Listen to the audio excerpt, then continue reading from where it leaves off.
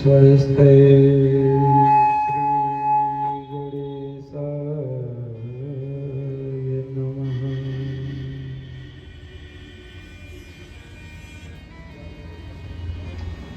श्री हनुमन्ते चरण कमले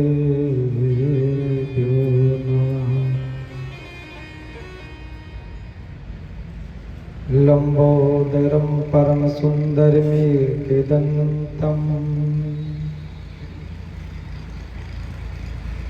रक्तांबरम त्रिनयनं परिमं पवित्रम् उद्भवदिवाकरनिभोजुलकान्तिकान्तम् विघ्नेश्वरं सकलविघ्नहरं नमामि।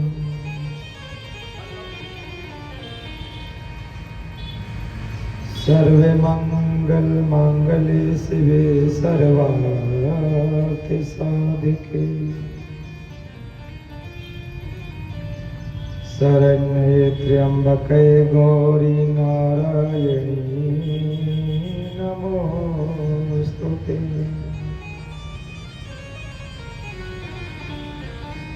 अतुलित बलधावं हेमशैलधे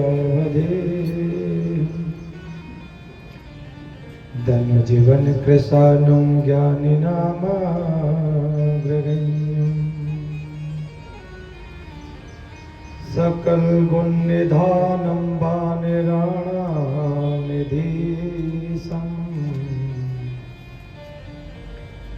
रघुपति प्रिय भक्तं वातजातं नमामि।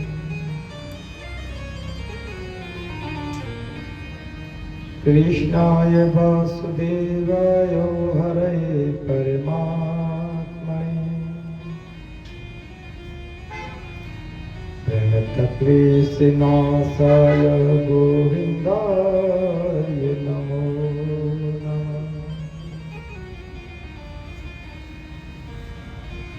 जय जय श्री राधारमण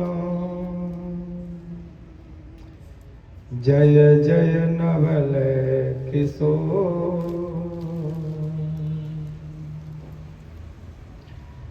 जय गोपी चित चोर प्रभु जय जय माखनचोर।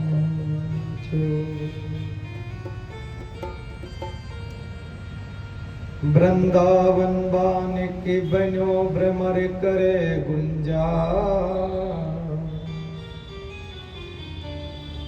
दुल्हन रानी राधिका तो दूल्हे नंद कुमार। सब द्वारन को छोड़ के प्रभु आयो तेरे द्वार। अब वृषभानु की लाडली ने कि सबकी ओर निहार। वृंदावन धाम को बास बलोता नित्य बहे यमुना पटरानी। यमुना यम दूतन तारते भवितारते श्री राधा। हे मीरा के गिरधर नागर सूर्यदास के श्याम। नरसी के प्रभु सा सवरिया तुलसीदास के राम। टेढ़े पिपर कटार किरीट की मांग की पाग की धारी की जय जय। कुंडल जाए कपोलन पे मुस्कानो धीरे प्रहारी की जय जय। राजेश्वरी दिन राते रखुया मोहन की बनवारी की जय जय। प्रेम से बोलो जी बोलते ढोलो बोलो श्री बाके बिहारी की जय। बोले वृंदावन बिहारी लाल की जय हो। राधा रानी सरकार की श्री राम दरबार की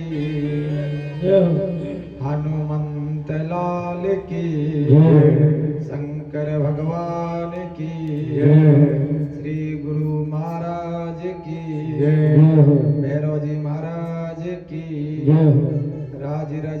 कैला मैया की की जय हो सब संतन की जय हो सब भक्तन की जय हो सब विप्रन की जय हो गौ माता की जय हो सन सनातन वैदिक धर्म की जय हो जय जय श्री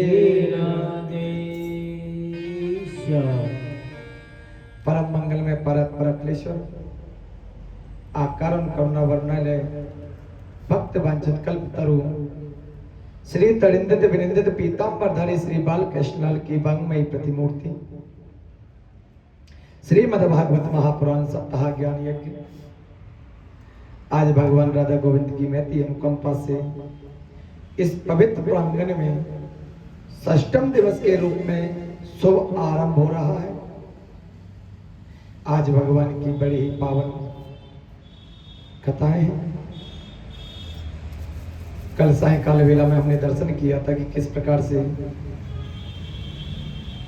छोटे से नंद नंदन भगवान कन्हैया ने और इंद्र की पूजा को छोड़ा करके गिरिराज महाराज की पूजा कराई।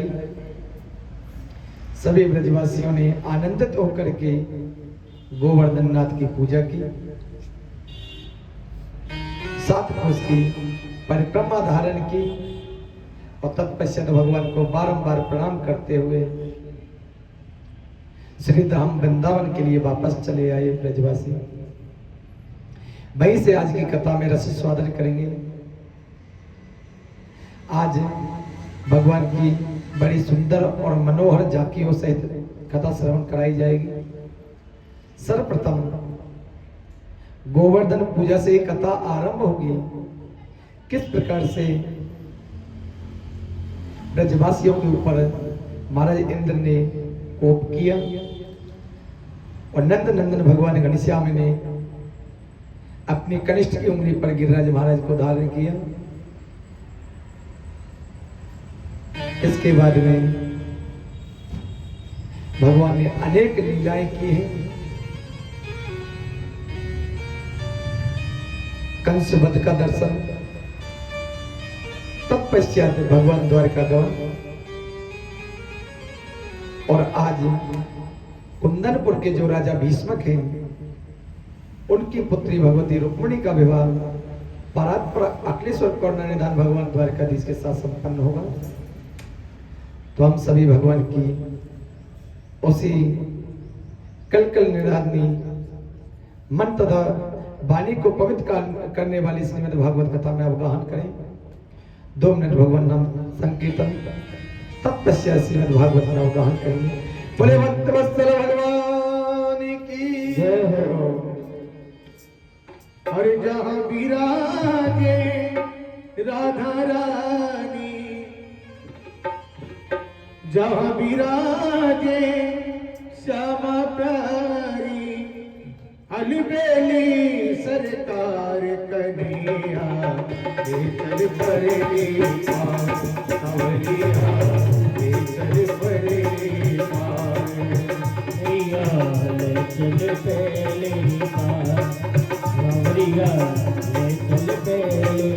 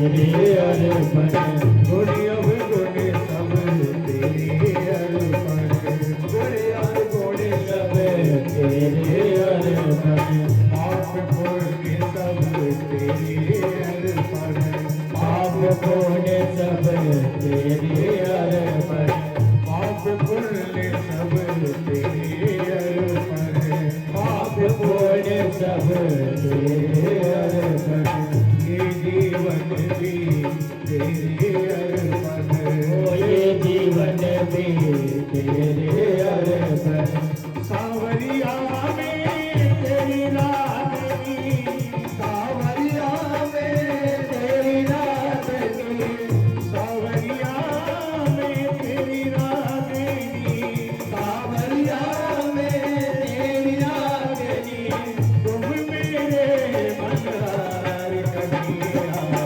लेकर भरने पार कन्हैया लेकर भरने पार जहाँ विराजे राधा रानी जहाँ विराजे राधा रानी जहाँ विराजे श्यामा प्यारी जहाँ विराजे श्यामा प्यारी अलबेली सरकार कन्हैया लेकर भरने पार सावरिया लेकर भरने पार कन्हैया लेकर पहले पार कन्हैया लेकर पहले पार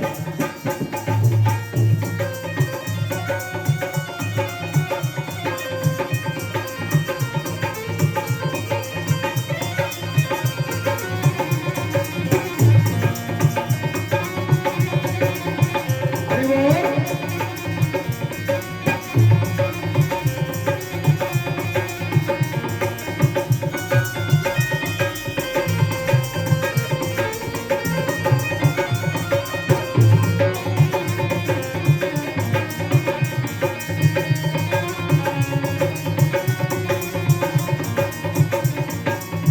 तेरी आस लगा बैठी हो तेरी आस लगा बैठी हो तेरी आस लगा बैठी हो तेरी आस लगा बैठी हो लज्जा सी लगा बैठी हो लज्जा सी लगा बैठी हो तुम सगनी लगा बैठी हो तुम सगने लगा बैठी हो मेरे प्रीतम मेरे माही मेरे प्रीतम मेरे माही मेरे प्रीतम मेरे माही मेरे प्रीतम मेरे माही कर दो मेरा प्यार सवरिया लेकर भरने पार सवरिया लेकर भरने पार जहाँ विराजे राधा रानी जहाँ विराजे राधा रानी जहाँ विराजे श्यामा प्यारी जहाँ विराजे श्यामा प्यारी अलबेली सरकार कन्हैया लेकर भरने पार सवरिया लेकर भरने पार कन्हैया लेकर भरने पार सावरिया लेकर पहले पार कन्हैया लेकर भरने पार सावरिया लेकर पहले पार सावरिया लेकर भरने पार सावरिया लेकर भरने पार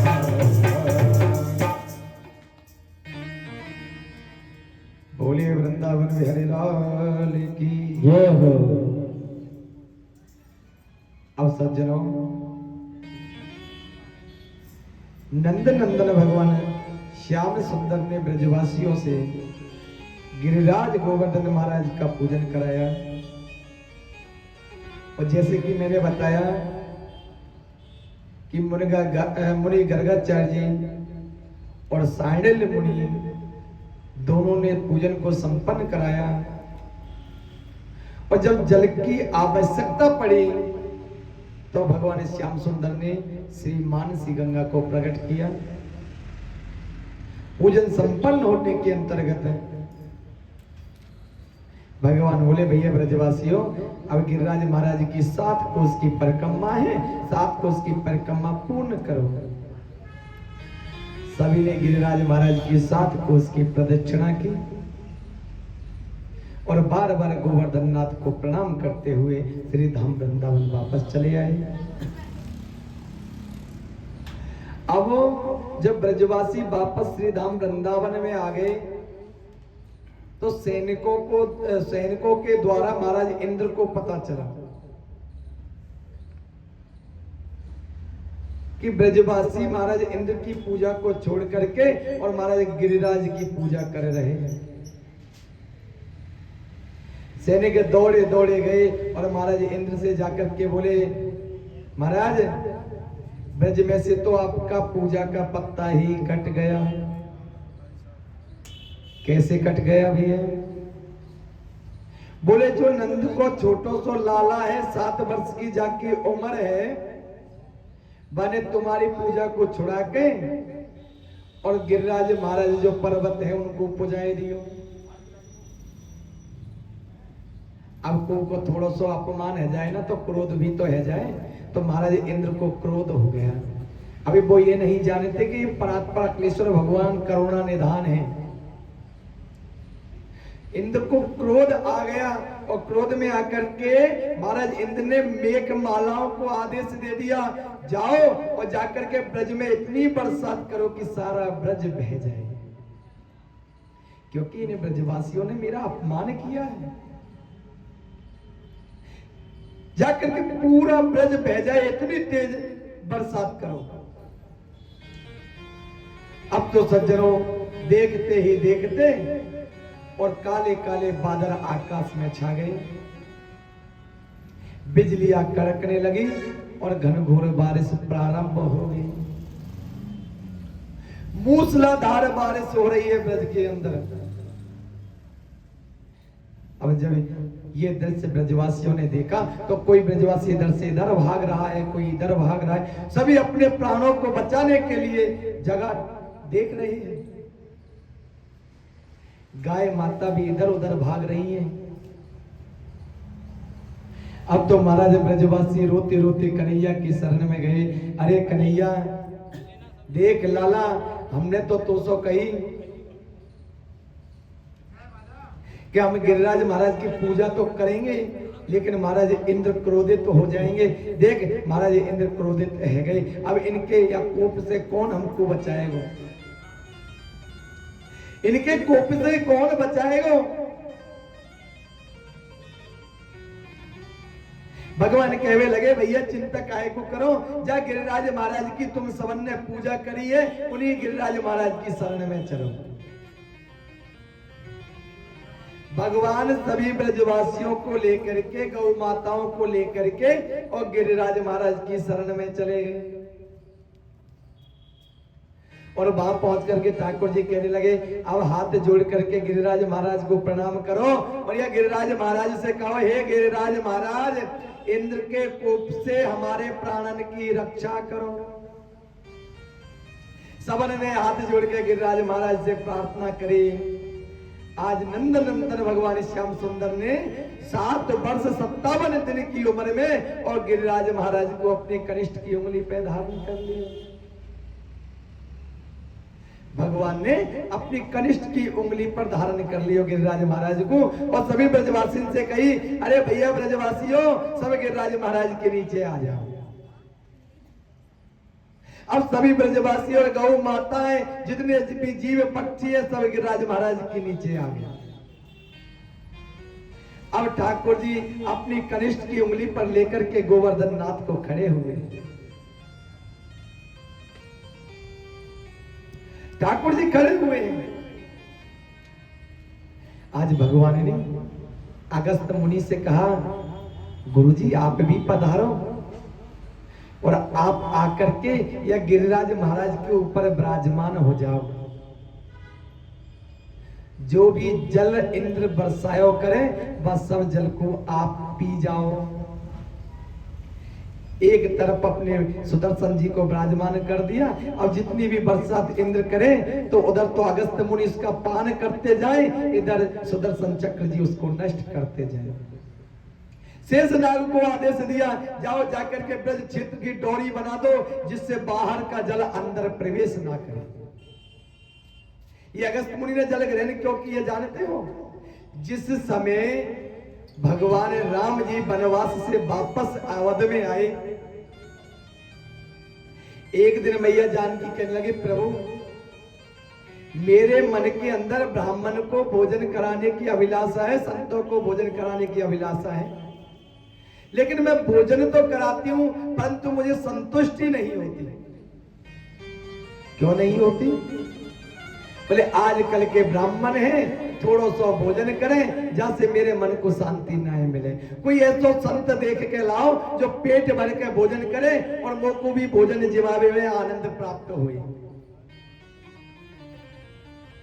जब राम जी से ये बात कही तो आज राम जी गए और जाकर के अगस्त मुनि को नोट दिया, हे महाराज आज का आपका निमंत्रण हमारे घर में है, आप हमारे घर आके प्रसादी ग्रहण करो। अब अगस्त मुनि पधारे और राम जी ने पहले ही बता दी, बोले बाबा आज तो आप अपनी लीला दिखाए दो। तो अगस्त मुनि आए तो मैया ने तो 56 प्रकार के व्यंजन बनाए, सोने का थाल लेके और अगस्त मुनि के सामने सारे व्यंजन रख दिए। प्रभु ग्रहण कीजिए। अगस्त मुनि कहने लगे, देवी भोजन कराना है तो ठीक से कराओ, इतने से भोजन से क्या होगा? तुम छोटी छोटी कटोरियां लेके आई हो, इसको नाक में डालू या आंख में डालू या कान में डालू?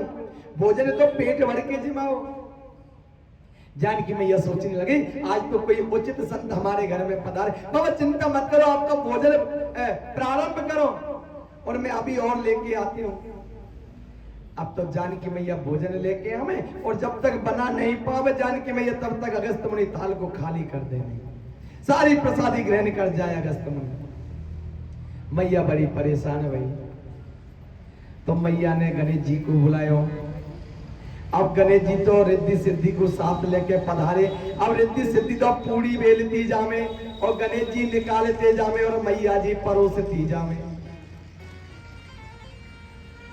और ये अखंड भोजन चल रहा है। 1 दिन हुआ, 2 दिन हुए, 10 दिन हुए, 15 दिन हुए, भोजन करते करते अगस्त मुनि को 18 दिन व्यतीत हो गए।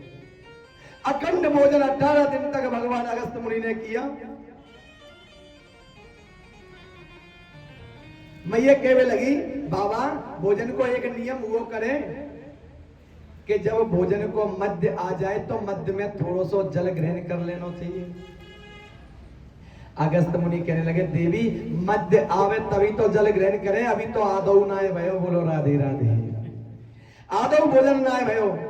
तो मैया तो बड़ी परेशान दौड़ी दौड़ी राम जी के पास गई, हे प्रभु रक्षा करो, आज कैसो संत नोत दियो जाको पेट ही नाय भरे। तो प्रभु राम जी ने एक तुलसी पत्र और मैया जानकी के लिए दिया, जाकर के और अगस्त मुनि को समर्पित कर दो। भाई तुलसी पत्र ला करके और मैया जानकी जी ने अगस्त मुनि के लिए ग्रहण कराया।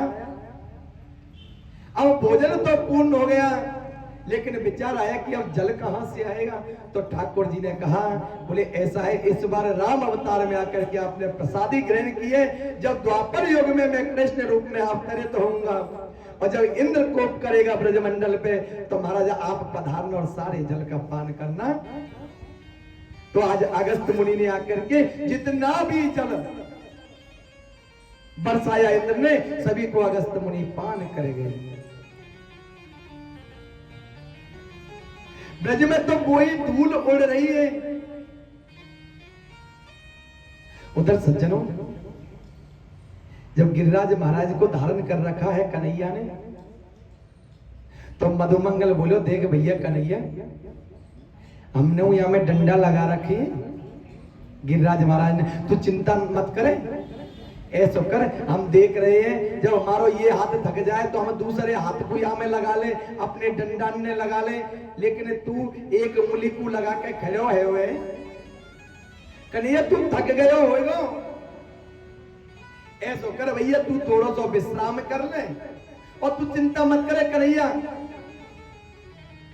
या में हमने सबने सहारो लगा रखे है, हम गिरिराज महाराज को गिरना है दे में। कन्हैया ने कही देख भैया मैं नाए थक्यो। अरे देख लाला तू छोटो है, थक गए होगो। बोले देख मधुमंगल, अगर मैंने हाथ नीचे कर लियो, मेरी उंगली को हटाए लियो, तो ये गिरिराज महाराज गिर पड़ेंगे। मधुमंगल बोलो चोर लाला नंद के तू कहा सोचे कि तेने गिरिराज महाराज उठाए रखे, हमने ये डंडा वैसे ही लगा रखे है का? कन्हैया कहने लगे तू ना जाना मधुमंगल, मैं भगवान हूं और मुंह में बहुत शक्ति है, जहां से मैंने गिरिराज महाराज उठा रखी है। मधुमंगल बोलो तेने कहा काम करो जो तू भगवान है, तेने ऐसो कौन सो काम करो जहां से हम तो को भगवान माने। बोले देख लाला मैंने पूतना को मारो। मधुमंगल बोलो मरी मराई में 4 लठिया हमने मारी, तेने कहे थे पूतना मारी। बोले देख मैंने अरिष्टासुर को मारो, धेनुकासुर को मारो, बकासुर को मारो, आगासुर को मारो। अरे कन्हैया तेने कहा पुनाए मारो, वो तो अपने आप मर गए। तू देख कन्हैया बात मत करे, तेरी उंगलियां नीचे कर ले, थोड़ा सा विश्राम कर ले। अब जो ही कन्हैया ने अपनी कनिष्ठ की उंगली को नीचे किया, चटाचट सारे डंडे टूट गए। अब तो ब्रजवासी चिल्लाने, अरे कन्हैया रोक, अरे लाला रोक, ये गिरिराज महाराज गिर जाएगा। कन्हैया ने फिर से अपनी उंगली को लगा लिया। अब जैसे भगवान ने लगायो तो सब ब्रजवासी कन्हैया के चरणों में गिर गए। भैया हमने जान ली कि तू सच्चो परम ब्रह्मा है, तू कन्हैया ना है, तू ठाकुर जी है, तू हमारा भगवान है, हमारा सका ना है। और देख कन्हैया अब हम हाथ जोड़ के तो से प्रार्थना करें कि अब तक में, क्योंकि हम तेरे संग खाते पीते खेलते रहते, और जब साथ रहे तो गलती भी बन जाए करे, तो कन्हैया हमसे कोई गलती बनी हो तो हमें क्षमा कर दीजो। अब तो भगवान सोचने लगे या तो सब गड़बड़ है गई। अगर ये ब्रजवासी यूं समझेंगे कि मैं भगवान हूं, तो जिस लीला को मैं करने के लिए ब्रजमंडल में आया हूं वो लीला नहीं कर पाऊंगा। अब ठाकुर जी कहने लगे भैया मैं को भगवान ना हूं, मैं तो तुमसे मजाक कर रहे हो, हंसी हास प्रयास कर रहे हो, मैं कोई भगवान ना हूं। अरे कन्हैया हमने तो मान लियो तू भगवान है, और देख तेने बताई कि तेने पूतना मारी। बोले मैंने पूतना ना मारी, पूतना मोकू लेके जा रही, मां को ठोकर लगी और ठोकर खा के जैसे ही जमीन पे गिरी वो मर गई। ना कन्हैया देख तू तो भगवान है, कि तो कर ये बता अगर मैं भगवान हूं तो मैंने कहा करो। बोले देख तेने ये 7 कोस लंबो चौड़ो गिरिराज महाराज तेने अपनी उंगली पे धारण कर रखो है। भगवान मुस्कुराने लगे, कहने लगे भैया ब्रजवासियों तुम ना जानो, जो मेरा इष्ट देवता है ना वो इष्ट देवता है गिरिराज महाराज, और मैं यहाँ की सेवा पूजा कियो करूं। तो एक दिन गिरिराज महाराज मुंह पे प्रसन्न है गए, तो मुझसे कही कन्हैया वरदान मांगे कहा चाहे, तो मैंने भी वरदान मांग लियो बाबा, मुझको एक वरदान दे दो कि जा कोई व्यक्ति की तरफ मैं अपनी नजर से देखूं, बाकी सारी शक्ति मेरे अंदर आ जाए। तो वह गिरिराज महाराज ने मुझको एक मंत्र दे दियो कि कन्हैया तू जा किसी की तरफ देख के या मंत्र को बोलेगा तो बाकी सारी शक्ति तेरे अंदर आ जाएगी। तो मैं तो गिरिराज महाराज को उठा रहे हो और तुम सब ब्रजवासी मेरी ओर टकटकी लगा के देख रहे, और मैंने अब मंत्र को बोलना आरंभ करो, जहां से तुम सबन की शक्ति मेरे अंदर आ गई।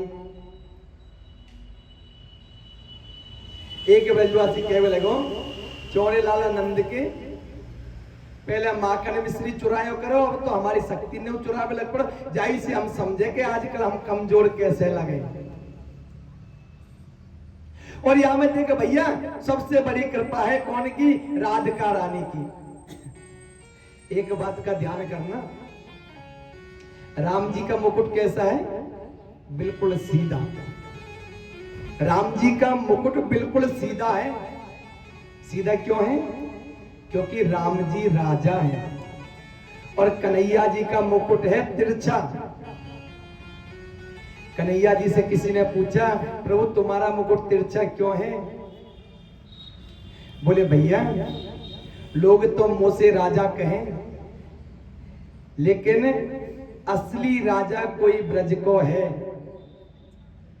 और असली रानी कोई ब्रज की है, तो वो मैं नहीं हूं, वो है श्री राधिका रानी। इसलिए कन्हैया ने अपने मुकुट को झुका रखा है। राम जी का मुकुट सीधा है, राधा रानी का मुकुट सीधा है, लेकिन कन्हैया का मुकुट झुका हुआ है। तो ब्रज का राजा और रानी कौन है? श्री राधिका रानी। कछु माखन को बल बढ़ो, कछु गोपिन करी सहाय, श्री राधा जू की कृपा सो मैंने गिरवर लियो था। नख पे गिरवर लीनो धारे, कन्हैया मेरो वारो, नख पे गिरवर लीनो धारे, कन्हैया मेरो वारो, कन्हैया मेरो वारो, कन्हैया मेरो वारो, नंदलाला मेरो वारो, कन्हैया मेरो वारो, नंदलाला मेरो वारो, नख पे गिरवर लीनो धारे, कन्हैया मेरो वारो, नख पे गिरवर लीनो धारे, कन्हैया मेरो वारो।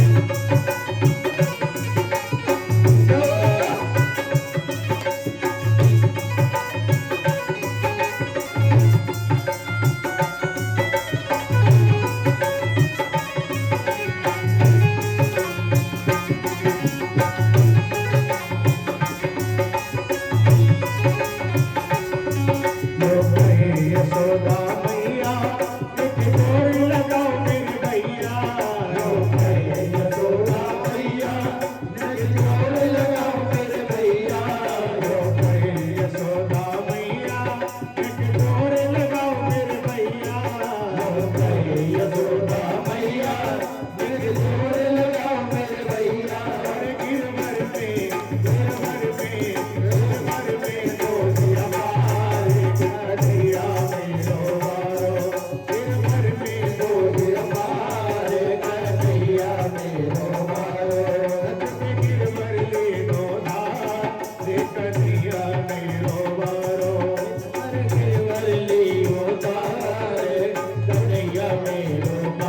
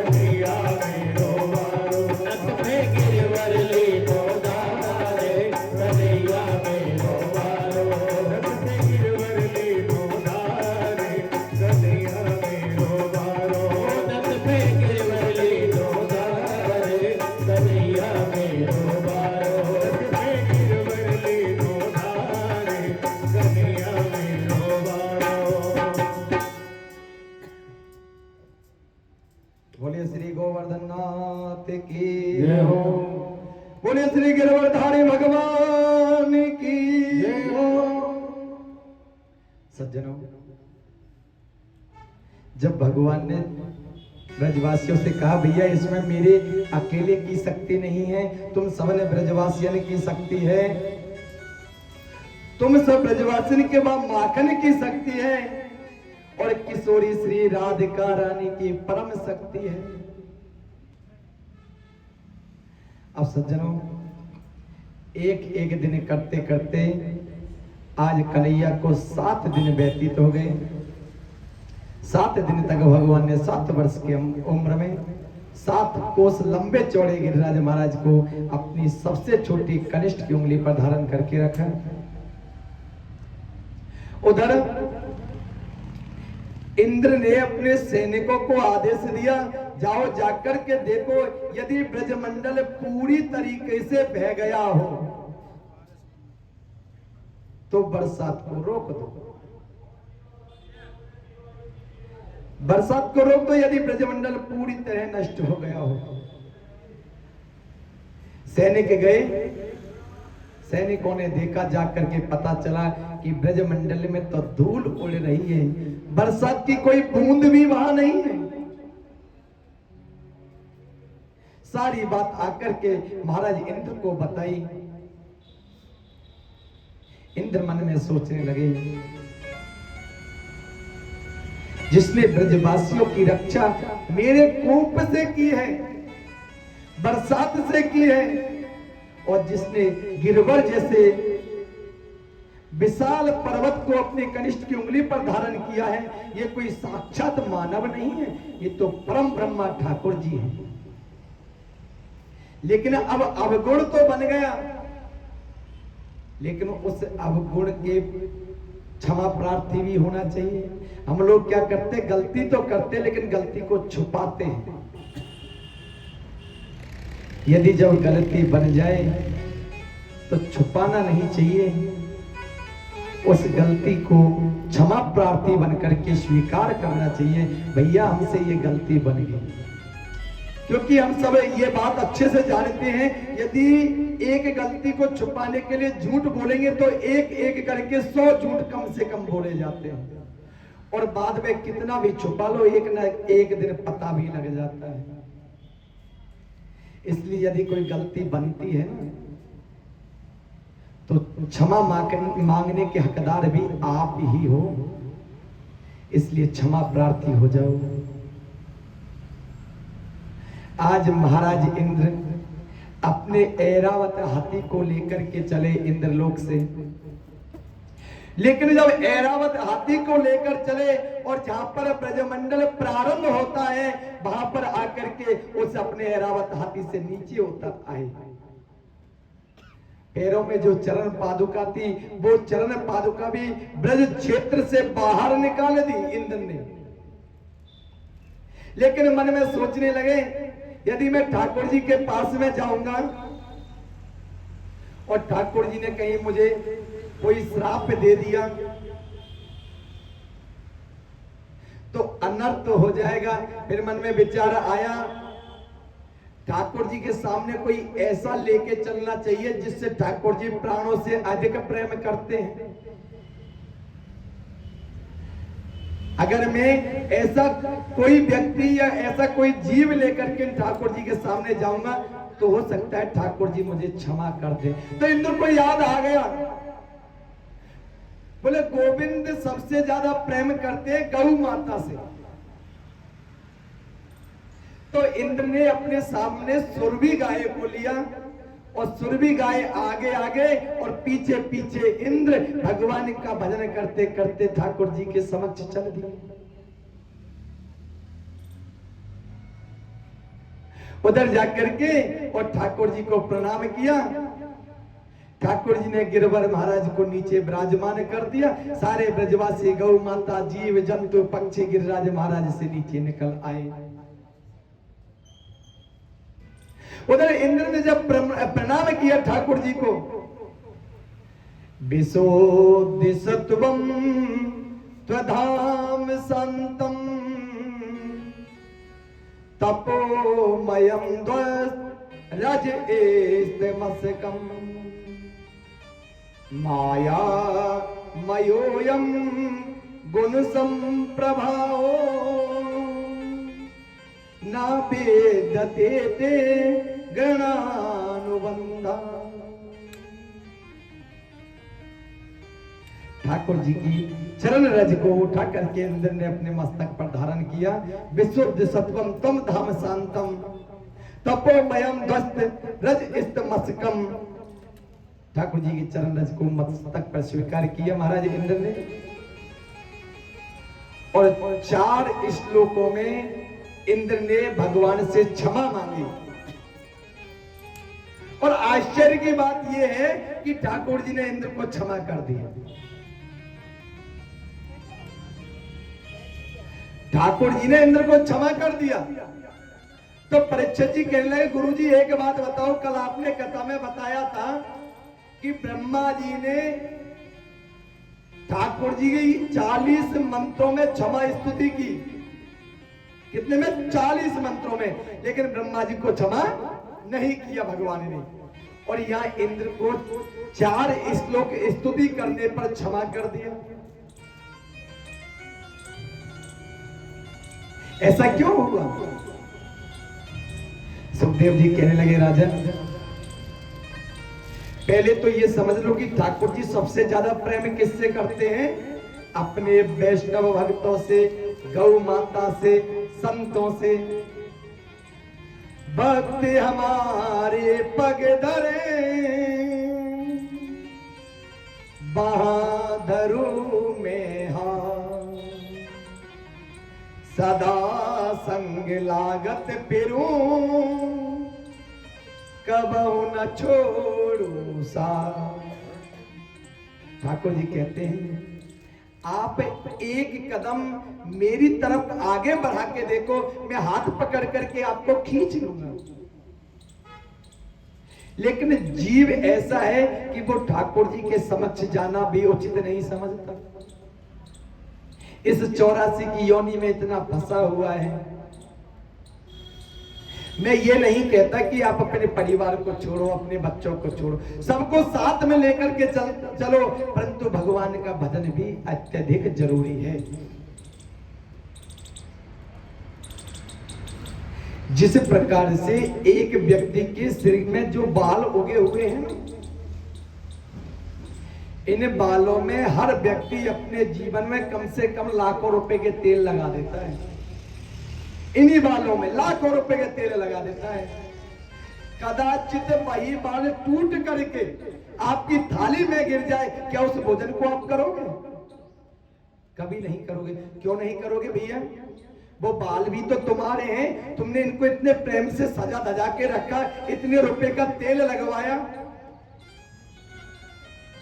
और थाली में आ गया तो निकाल दिया, भोजन सहित निकाल दिया। क्यों निकाल दिया? क्योंकि उन बालों से हमारा प्रेम जब तक था तब तक वो बाल हमारे सिर में लगे हुए थे। जब सिर से टूट गई तो काहे का प्रेम?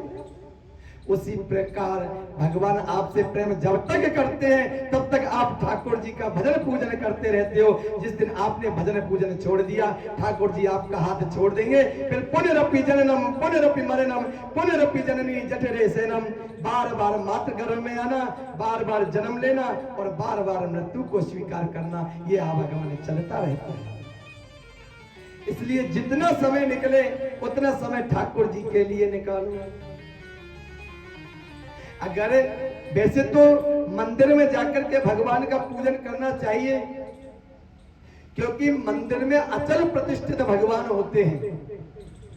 और यदि इतना समय नहीं है तो आप सब वैष्णव हो, और वैष्णव के घर के अंदर भगवान का सुंदर सा मंदिर होना चाहिए। भाई ठाकुर जी को प्रणाम करो, गोपाल जी उसमें विराजमान करो, गोपाल जी को नित्य प्रतिदिन तुलसी दल रख करके भोग लगाओ, और ठाकुर जी को बना घर में तैयार किया हुआ भोग समर्पित करो और प्रार्थना करो, हे गोविंद मेरे जीवन में कभी भी अमंगल ना हो। जितनी श्वास मुझे प्राप्त कराई है आपने, उतनी श्वास मैं किसी बाधा के बिना ग्रहण करूं। क्योंकि ठाकुर जी से आप प्रार्थना करोगे तो गोविंद बहुत भोले हैं, आपकी विनती को अवश्य ठाकुर जी प्राप्त करेंगे, श्रवण करेंगे। बोले भक्तवत्सल भगवान की जय हो। तो ब्रह्मा जी को क्षमा नहीं किया और इंद्र को क्षमा कर दिया। अब इसका कारण यह है कि ब्रह्मा जी ने हरण किसका किया? ग्वाल वालों का, बछड़ों का। और भगवान अत्यधिक प्रेम भी भाई ग्वाल वालों और बछड़ों से करते हैं। तो ब्रह्मा जी से भगवान कहते हैं कि जिनको मैं प्राणों से ज्यादा प्रेम करता हूं उनको तुमने मुझसे दूर कर दिया, इसलिए क्षमा नहीं किया। और इंद्र को क्षमा क्यों कर दिया? बोले जिन ग्वाल बालों से, जिन ब्रजवासियों से, जिन गौ माताओं से मैं अत्यधिक प्रेम करता हूं, और इंद्र तेरे कारण वो 7 दिन तक मेरे साथ इस गिरिराज महाराज के नीचे रहे, इसलिए महाराज इंद्र को क्षमा कर दिया भगवान ने। दूसरी बात ऐसे समझ लो कि इंद्र है देवताओं के राजा और ब्रह्मा जी हैं विधाता, सृष्टि के रचयिता। तो इंद्र का पग है छोटा और ब्रह्मा जी का है बड़ा। शास्त्र कहता है कलयुग की अवस्था है 4,32,000 की। कलयुग 4,32,000 का है और 4,32,000 में 4,32,000 प्लस करो तो हो गया 8,64,000। 8,64,000 का होता है द्वापर, और 8,64,000 में 4,32,000 और प्लस करो तो 12,96,000 का होता है त्रेता, और 12,96,000 में 4,32,000 और प्लस करो तो 17,28,000 का होता है सतयुग। और जब ये चारों युग बीत जाते हैं तो एक चतुर्गी होती है, और जब एक चतुर्गी हो जाती है तो एक इंद्र बदल जाता है। जैसे कि मैंने कथा में बताया कि इंद्र स्थायी नहीं है, अस्थायी है। इंद्र बदलते रहते हैं, एक इंद्र बदल जाता है कब? जब एक चतुर्गी होती है, और ऐसे जब 100 चतुर्गी होती है जब जाकर के ब्रह्मा जी का 1 वर्ष होता है। बोले भक्तवत्सल भगवान की जय हो। तो इंद्र का पद छोटा है, ब्रह्मा जी का बड़ा है, इसलिए जिसका पद बड़ा है उसको ज्यादा स्तुति करनी चाहिए। लेकिन आज नारायण ने ब्रह्मा जी को क्षमा नहीं किया और 4 श्लोकों में इंद्र को क्षमा कर दिया। इंद्र बार बार भगवान को प्रणाम करते हुए अपने धाम को चले गए। उधर सज्जनों, एक दिन की बात है कि भगवान कृष्ण बलराम अपनी गौओं को लेकर के और चारा ग्रहण कराने के लिए चले गए। अब कुछ सामग्री भोजन करने के लिए लेके गए थे, तो भूख के कारण वो भोजन भी कर लिया। दोपहर का समय हुआ, ठाकुर जी ग्वाल वालों से कहने लगे, अरे भैया ग्वाल वालों, हमें तो भूख लगी है, तुम सुबह जो भोजन लेके आए घर से, अब भोजन को लेके आओ, भोजन तो करें। बोले कन्हैया तुमने पहले तो कर लिया, अब वो भोजन तो समाप्त हो गया, अब तो भोजन नहीं है। तो कन्हैया कहने लगे, भैया हमें तो बहुत जोर से भूख लगी है, अब भोजन कहां से आवे? ऐसा करो भैया ग्वाल वालों, यहां से थोड़ी सी दूर पे मथुरा के चौबे जी यज्ञ कर रहे हैं, तुम उन चौबे जियों के पास में चले जाओ और वहां से कछु भोजन प्राप्त करने के ताई ले आओ। अब सज्जनों, भगवान के वो ग्वाल वाले पहुंचे तो अभी तक वो चौबे जी महाराज यज्ञ कर रहे थे। अब कहते हैं जब तक किसी आराध्य देवता की पूजा की जाती है संकल्प लेकर के, तो बीच में ना तो किसी से बात करते, ना कुछ खाने पीने करते, ना किसी से बोलते हैं। तो महाराज चौबे जी यज्ञ कर रहे हैं। कन्हैया की सखाओं ने जाकर के कहा, महाराज हमें भोजन चाहिए। तो उन्होंने कोई जवाब नहीं दिया। बेचारे वो छोटे छोटे सखा उदास होकर के वापस कन्हैया के पास आ गए। कन्हैया ने कही भैया काल आए हो खावे के कत पाई। अब वो छोटे छोटे सखाओं को क्रोध आ रहा था क्योंकि धूप में कन्हैया ने इतनी दूर भेजा और वहां भी प्रसादी प्राप्त नहीं हुई। बोले अंगार लाए 5 खाओगे का? कन्हैया ने कही भैया ऐसे काहे को बोल रहे हो? बोले बिन महाराजन ने तो हमारी राम राम उनाए लई, भोजन की बात तो दूर रही। कन्हैया कहने लगे भैया तुम तो बड़े कोमल हो, तुमको उन महाराजों की पत्नियों के पास में जाना चाहिए था, यज्ञ पत्नियों के पास जाना चाहिए था। क्योंकि शास्त्र कहता है पुरुषों की अपेक्षा माताओं का हृदय कोमल होता है। क्योंकि एक बालक को कब भूख लगती है, कब प्यास लगती है, कब वो भोजन खाएगा, कब वो दुग्ध पान करेगा, ये माता भली भांति जानती है। सज्जनों, कन्हैया ने पुनः अपने सखाओं को भेजा। इस बार वो सखा गए तो चौबे जी महाराज तो आहुति लगा रहे थे, लेकिन उनसे राम राम भी नाय कियो और सीधे यज्ञ पत्नियों के पास में चले गए। अब जब वो यज्ञ पत्नियों के पास में चले गए, उनसे जाकर के कहा यहाँ से थोड़ी सी दूर पर कृष्ण और बलराम दोनों भाई गौ चराने के लिए आए हैं और उनको भूख लगी है, कुछ खावे के काजे मिलेगा का? अब इतनी बात उन यज्ञ पत्नियों ने सुनी तो वो तो गदगद हो गई खुशी के मारे। कृष्ण बलराम का नाम सुना, वो बहुत प्रसन्न हुई। बोले चिंता मत करो, अब हम नए नए अच्छे अच्छे व्यंजन तैयार करती हैं और आज हम अपने हाथों से स्वयं कृष्ण बलराम को भोजन खिलाएंगे। उन देवियों ने सुंदर सुंदर और भोजन बनाया और उन सखाओं के साथ में कृष्ण बलराम को भोजन कराने के लिए चले गए। अब सज्जनों, जब भोजन कराने के लिए जा रही थी ना, तो यज्ञ मंडप में जो चौबे जी बैठे हैं वो देख रहे थे ये हमारी पत्नियां कहां जा रही हैं। लेकिन अब बोले कैसे? अब वैसे तो मुंह से बोले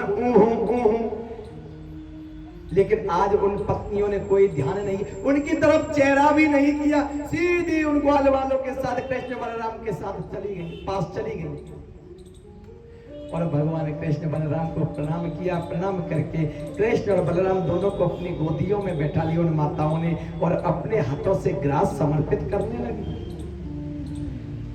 कृष्ण बलराम प्रसाद ग्रहण करते जा रहे हैं। उधर जो यज्ञपति बैठे हुए हैं चौबे जी महाराज, मन में सोच रहे हैं ये देवियां कहां चली गई, इन्होंने हमारी तरफ देखा भी नहीं। उनको क्रोध आ गया। बोले अभी ये यज्ञ पूर्ण करके और हम जाकर के देवियों को दंडित करेंगे, ये हमें बिना बताए कहां चली गई। यज्ञ पूर्ण किया और पूर्ण करके और वो उन पत्नियों के पीछे पीछे चले जा रहे हैं। उन्होंने जाकर के देखा कि दोनों भाई कृष्ण बलराम उन देवियों की गोदी में बैठे हुए हैं। ये दृश्य देख करके उन्हें चौबे जी महाराजों के नेत्रों से आंसू निकलने लगे कि जिन कृष्ण बलराम को, जिस परमात्मा को ध्यान के लिए शेष महेश गणेश सुरेश दिनेश उताए निरंतर ध्यावे, ताए अखंड अछेद अभेद सुभेद बतावे, जिस परमात्मा का दर्शन करने के लिए हमने इतने यज्ञ किए, अनुष्ठान किए, लेकिन उस परमात्मा ने हमें दर्शन नहीं दिया। कितने बड़े भाग्य ने देवियों के कि इनको नारायण का साक्षात्कार प्राप्त हो गया।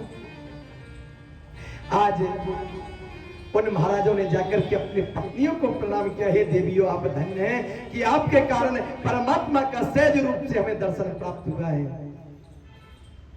बोले भक्तवत्सल भगवान की, गोविंद मेरो है गोपाल मेरो है, गोविंद मेरो है गोपाल मेरो है, गोविंद मेरो है गोपाल मेरो है, श्री राधे बिहारी नंदलाल मेरो है, श्री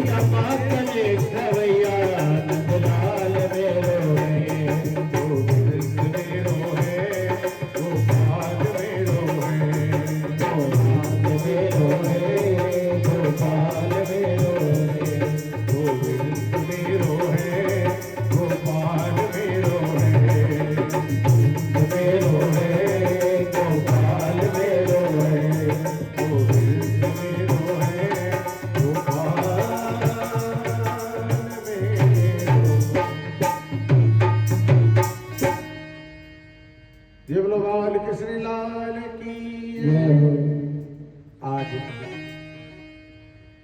चौबे जी महाराज अपनी पत्नियों सहित और ठाकुर जी को बार बार प्रणाम करते हुए अपने भवन को वापस चले गए। इधर मेरे गोविंद सांझ होते होते श्री धाम वृंदावन वापस आ गए। अब एक दिन की बात है, जैसे कि मैंने कल आपको बताया था कि जो ब्रज की गोपी है ना, वो स्नान करती हैं और स्नान करके मैया कात्यायनी का पूजन करती हैं। कात्यायनी महामाई महायोगेंद्रेश्वरी नंद गोप सुतम देवी पति ते क्रोते नमः। है कात्यायनी माता, हम आपको प्रणाम करती हैं और आप हमें आशीर्वाद प्रदान करो। और आशीर्वाद में क्या दो कि जो नंद का लाला है वही हमें पति रूप में प्राप्त होवे। और कन्हैया ने उनको वरदान भी दिया है गोपियों को कि शरद पूर्णिमा की मध्य रात्रि को मैं आपके साथ में रास करूंगा। यहीं से भागवत जी के प्राण स्वरूप रास पंच अध्याय प्रारंभ होता है।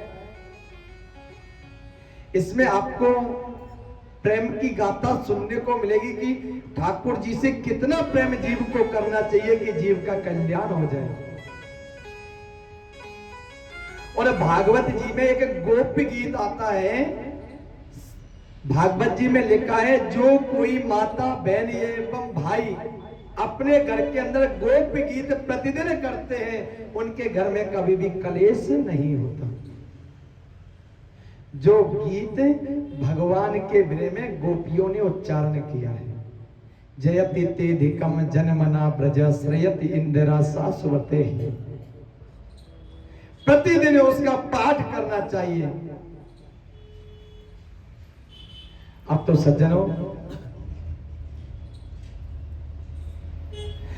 जितनी भी गोपियां हैं ना ब्रज में, ये कोई साधारण नहीं है, ये कोई साधारण मानव जाति में नहीं है।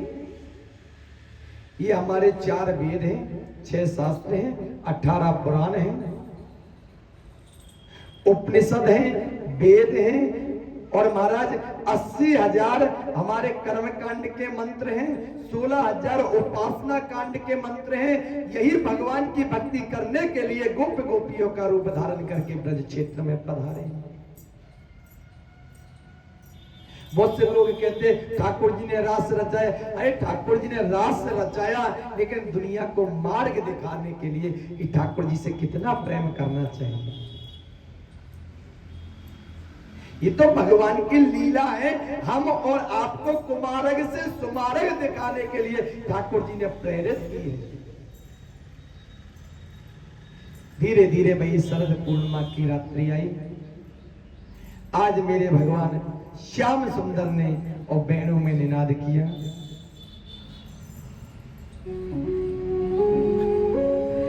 कन्हैया वेणु में निनाद कर रहे हैं। उस वेणु की धुनी को, उस बंसी की धुनी को गोपियों ने अपने कानों से सुना।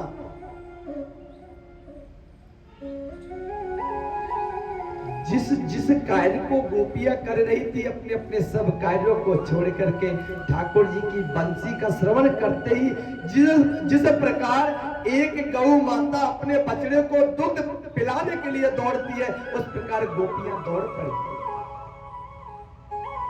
सारा कार्य जैसे का तैसा छोड़ दिया। ना पति की परवाह है, ना बच्चों की परवाह, ना माता पिता सास ससुर की परवाह, ना घर के गृह कार्यों की परवाह। कन्हैया की बंसी की धुनी का उच्चारण सुना दौड़ पड़ी। एक गोपी तो अपने बालक को दुग्ध पिला रही थी, कन्हैया की बंसी की धुनी को सुना दौड़ पड़ी। कोई गोपी अपने गाय का दुग्ध निकाल रही थी, कन्हैया की बंसी की धुनी को सुना, भाई बर्तन को छोड़ करके दौड़ पड़ी। एक गोपी श्रृंगार बना रही थी, उल्टा सीधा श्रृंगार किया, कन्हैया की बंसी की धुनी को सुना दौड़ पड़ी। सज्जनों, उन गोपियों में एक ऐसी भी गोपी थी कि वो जाना तो चाहती थी, लेकिन उनके परिवार वालों ने उनको नहीं जाने दिया। एक कमरे में बंद कर दिया, बाहर से ताला लगा दिया। तब वो गोपी कहने लगी, आप मेरे शरीर से प्रेम करते हो, आप मेरे शरीर को रख सकते हो, लेकिन मेरी आत्मा तो ठाकुर जी के चरणों में है। आज उस गोपी ने अपने 5 भौतिक शरीर को वहीं छोड़ दिया और आत्मा को साथ लेकर के भगवान के समक्ष पहुंच गई। इतना प्रेम करती हैं ठाकुर जी से। गोविंद तो वेणु में निनाद कर रहे हैं, हरे नंद लाला रे गोपाल लाला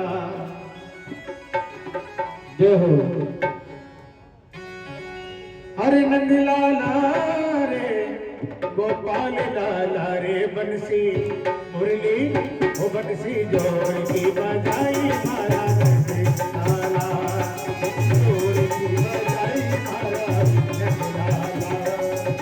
नंद लाला रे गाया का ग्वाला, ओ नंद लाला रे गाया का ग्वाला, रे मुरली बंसी मुरली जोड़ की बजाई नंद लाला, मुरली जोड़ की बजाई मारा नंद लाला।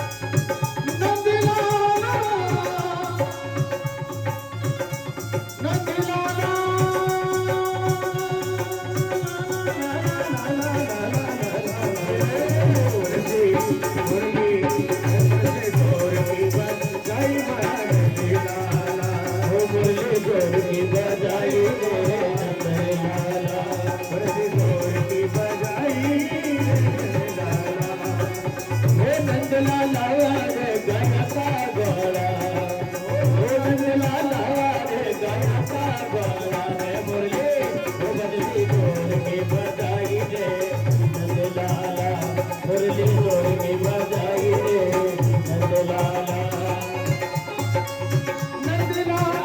रे वो कालू लाला नंद लाला रे वो कालू लाला अरे मुरली बजती ढोल की बजाई नंदलाला बल्ले तोड़ की बजाई रे नंदलाला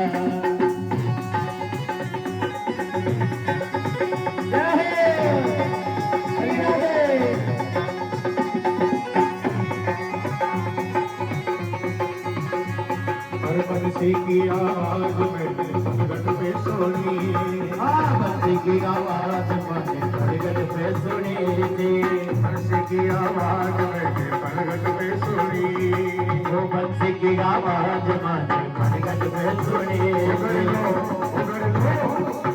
हुआ पे सोनाई मारा नंदलाला हुआ पे सोनाई मारा नंदलाला हुआ पे सोनाई मारा नंदलाला